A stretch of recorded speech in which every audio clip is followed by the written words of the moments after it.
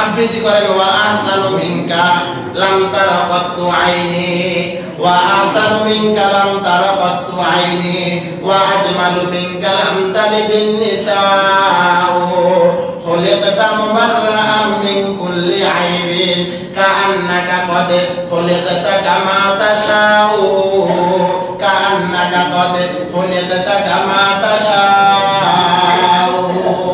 হাসান বিন সাবিত রাদিয়াল্লাহু তাআলা আনহু বলে দুনিয়ার বাচ্চা যারা দুনিয়ার মাঝে আসে আল্লাহু আকবার তাদের চেহারার মাঝে এক একটা সমস্যা থাকে, হয়তো কারো নাক বড়, হয়তো কারো কান বড়, হয়তো কারো চক্ষু বড়।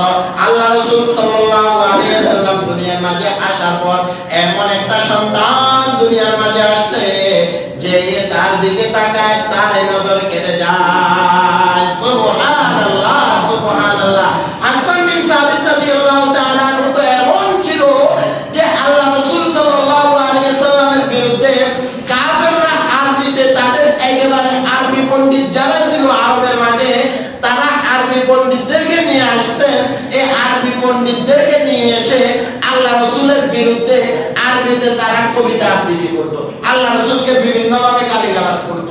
এই সবগুলোর আরবি কবিতার মোকাবেলায় হাসান বিন সাবিত রাদিয়াল্লাহু তাআলা তাদের একা মোকাবেলা